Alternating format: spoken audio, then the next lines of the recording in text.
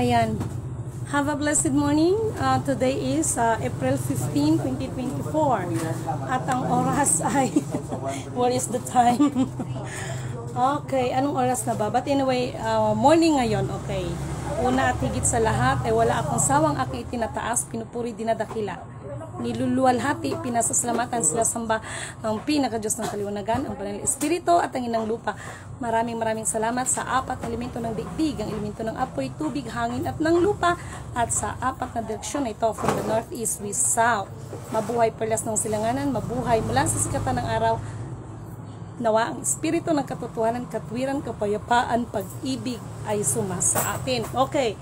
Para sa ating mga minamahal na mga OFWs na nagpadala sa akin ng kanilang form through my messenger and through our some concern, no, na mga kaibigan, na mga kapatiran. Nandito na po ako sa printing shop. Ayan si Sir. Hello muna, Sir. Char.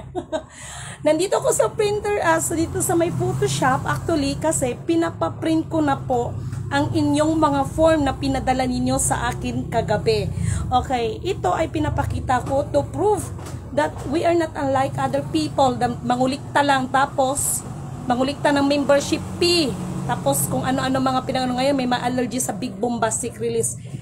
Talagang abangan niyan kasi ang big bombastic release na yan coming soon ay maraming matutuwa at marami ding mapipeste.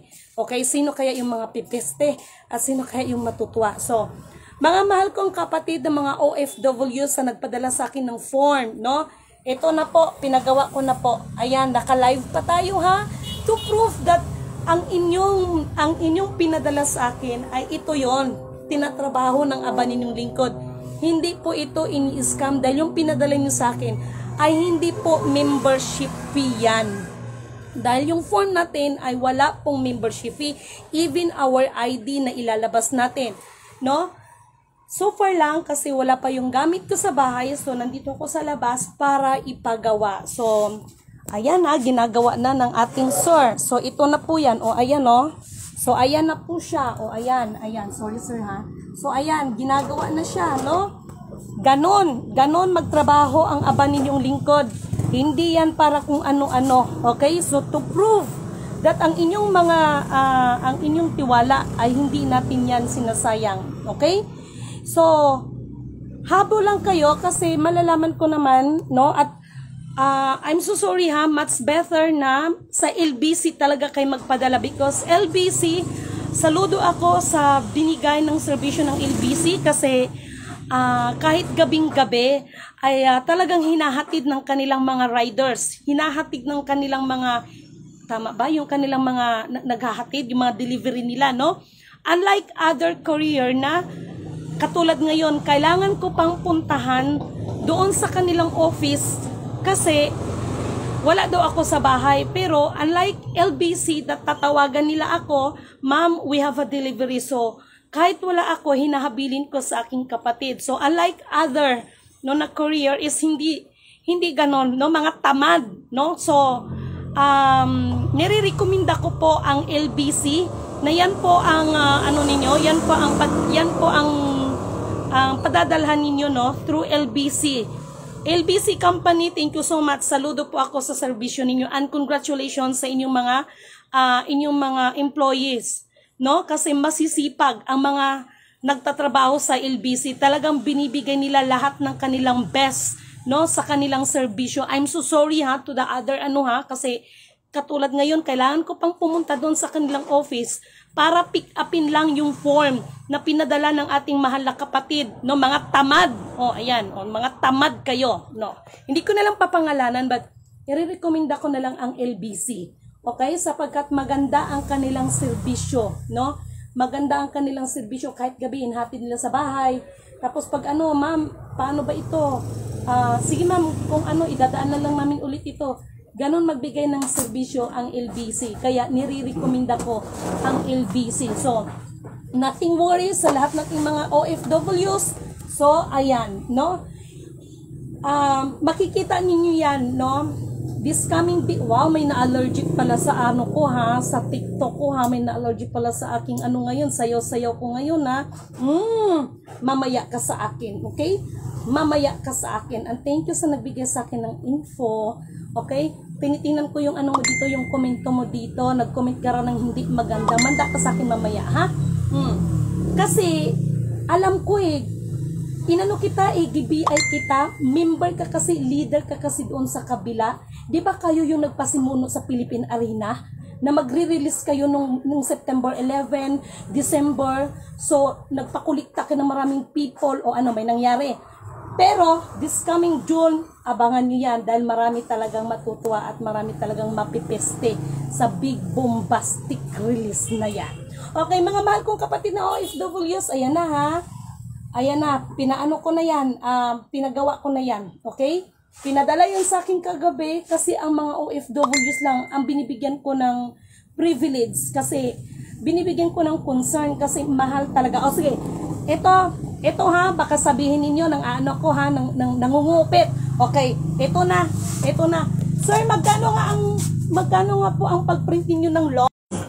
Ayan, sorry kasi tumatawag si Colonel. Colonel, please lang, mamaya ka na magtawag sa akin. Naka-FB live ako. Sorry, excuse me sir. Ayan ha, i-interviewin natin to at hindi to scripted dahil ito ngayon lang ako nagpunta dito. Sinabi kong 15 pesos, long or short, pero sir, magkano nga ba yung ating ang ating long pag-print? Long print is 12 pag colored po. Okay, pag short? Pag short, 10 pesos. 10 pesos Colored. pag colored. Pero pag kuan, non-colored is 7 ayun in 5. pala. So, ayan mga mahal kong mga kapatid ha. So, okay lang yung kasi doon.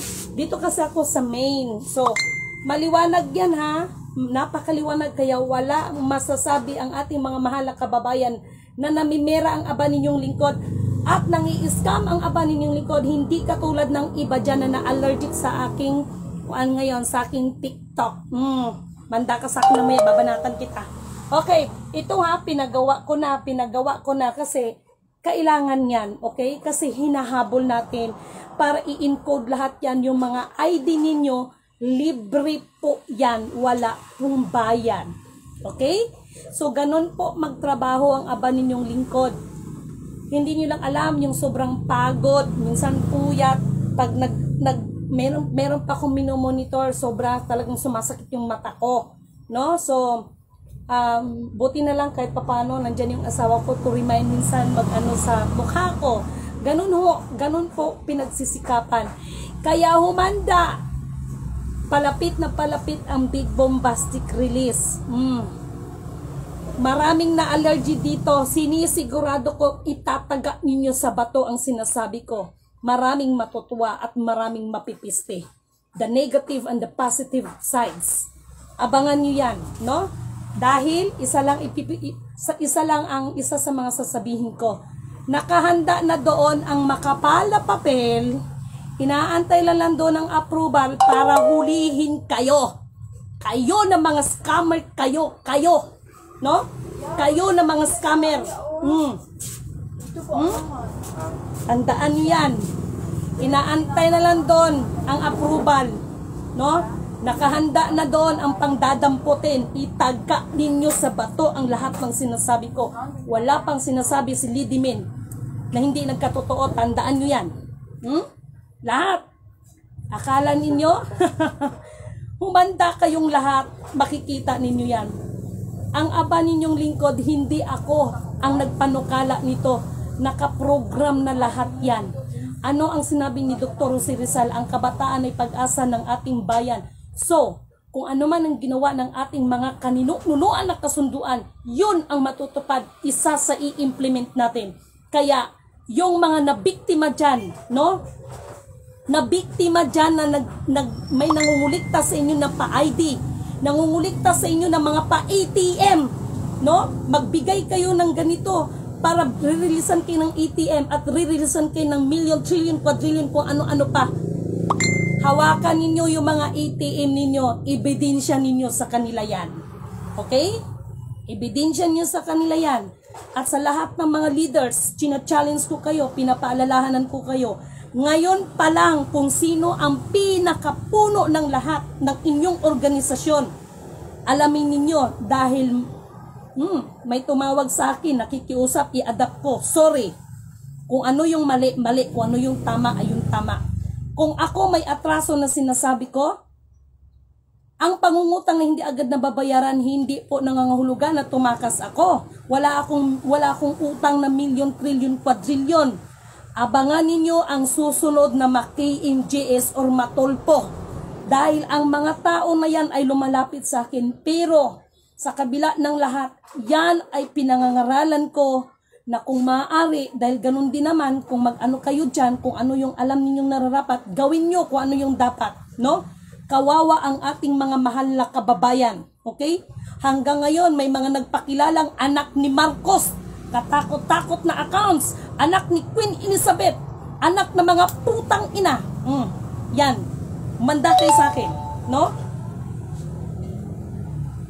Ihanda ninyo kung sino ang dadalaw sa inyo. Iwan ko na lang kung may dadalaw sa inyo. Kung ano ang covenant, yun ang masusunod. Walang dagdag, walang labis, walang kulang. Walang dagdag, walang labis, walang kulang. Kung ano ang nakalagay dyan sa programa, yun ang masusunod. At kahit sa ating mga gobyerno, pinapaalalahanan ko kayo. Pinapaalalahanan ko kayo, ha? Noong kapanahunan ng Egypt, ng Ehipto, ng mga kaharian, na matitigas ang mga ulo ng mga hari, pinadalhan sila ng mga salot, kaya humanda kayo. Okay? So far, pinakita ko lang, ayan, no? Salamat sa asawa ko kasi kahit may allergy ang kanyang skin ngayon, bawal sa kanyang mabilad ng init, pero para lang masuportahan at masamahan sa gawaing ito ay nagtiis, no? Kahit maraming allergy ang kanyang skin ngayon, bawal sa kanyang mainitan. So ewan ko kung may lahi kong vampira. Kanano mo si Queen Elizabeth? Wala daw. So abangan nyo mamaya ang part 2 ko, ha. Sorry, ha. Ayan, pinakita ko lang, no? Pinakita ko lang, no? Ayan, pinakita ko lang. Pinakita ko lang at salamat sa nagpahiram sa amin ng motor. Charot. Kasi medyo malayo eh. So tama lang na may sobra. 12 ang long, ang short 10. Ang sinabi ko 15, long or short. Tama lang na may sobra ng 5 piso dahil magagasolina kami. So ganon kaanis ang inyong abang lingkod. Hindi ako katulad ng iba. Tapos pag magkaroon ng problema, magtuturuan. Kawawa ang mga leaders, no? Si leaders ngayon ang naipit, no? Mayroon pa yung leaders from other group na talagang umiiyak. Nakikiusap na kung maaari lang i-adapt ko lahat ang mga tao niyo. Diyos ko, wala naman akong inuligtas sa inyo kahit piso. Kaya nga sa form natin, nandyan yung mga panunumpa na wala akong hiningi sa inyo kahit piso. So mayroon din akong na-encounter. Bakit pa daw mayroon pa daw mga panunumpa na wala daw talaga akong ng kahit piso, no? Yun pala, nalaman ko, nangulikta siya ng tag 25 pesos, anak ng tinata. Buti sana kung nakarating sa akin, hindi rin. Ay, ang tao talaga, mga oportunista, mga animal. So, abangan niyo mamaya, ha? For my second vlog mamaya, yung sinabi ko sa inyo about the gentleman's agreement. Sorry nga pala kagabi dahil sa sobrang pagod sa araw na maraming bisita na dumarating sa bahay. So abangan ninyo yung gentleman's agreement na pinagkakaguluhan dyan sa West Philippine Sea, no? Alam nyo, si Presidente Duterte, hindi naman pwede lahat ng mga kamalian sa kanya natin ipukol. Neutral lang tayo, okay? Ako na ang sasagot sa gentleman's agreement na yan, ha? Ako nang sasagot mamaya. No? Kasi yung pag nagkaroon ng problema ang GCash, sinagot ko kayo. Di tama naman. Yung lindol about sa Canada, ayan, kinorek natin yon, no? Kasi itong mga ibang vlogger, ibang mga nag-aano na yan, wala silang pakialam kung ano man, basta ang importante sa kanila, marami silang likes and shares. Para, hindi ko nga alam yan na mayroon palang ganan yan. But anyway, mamaya abangan ninyo, ha, kaabang-abang. Maglalabas tayo mamaya at abang-abangan ninyo talaga yung big bombastic release na yan. Marami talagang mangingisay aatakihin sa big bombastic release na yan. Nakahanda na yung makapal-kapal na listahan doon na mapanghuhulihin. Ito yung mga nagkiklaim ng accounts, mga fraud, no? Ayan ha, binigyan ko na kayo na hindi pananakot yan. Baka sabihin ninyo, animal talaga yung babae na yan. Kaya pati yung mga leaders, huwag kayong magturo kung sino yung mga sinasabi because pwede kayong magiging accessories of the crime. Lahat ng mga leaders involved, pwede kayong magiging accessories of the crime. Hindi ko yan pananakot sa inyo, itaga nyo sa bato yan. Magkita-kita-kit sa dyan, okay? So far, yan lang muna at nag-aantay ako doon kasi maingay ako masyado dito. Okay? So inaantay ko lang, no? Inaantay ko lang yung ating mga form na pinaprint ko, na pinadala kagabi. At doon sa mga pula na tila, Diyos ko, sa dami ng trabaho ko. Yung ating police inspector na nandyan sa Tagum, sir, sorry talaga, sir, sobra talagang daming trabaho. Promise, mamaya, ihulog ko na yan, no? Nakahanda na kasi lahat yun eh, at saka yung si kapatid, yung taga-Pasay. Promise, no? Nakahanda na kasi yun doon eh. Maraming mga biglaang mga dumarating na mga tao sa bahay. So, sobrang pagod. Minsan, paggabi, wala na. Kaya kagabi, ginising na lang ako ng asawa ko. Nakatulog na pala ako sa sahig. Buti na lang may sapin. No? Ay, parang binuhat yata ako kagabi. Parang binuhat yata ako ng asawa ko kagabi. Dahil wala, natulog na ako. No? Kumbaga sa Bisaya, kuan ba? Kanaging hagma. No? Ibig sabihin, wala. Knockdown ka talaga sa sobrang pagod. Okay? So, thank you so much. And have a blessed morning sa inyong lahat. Okay? Abangan ninyo mamaya ang part 2 ko. Okay?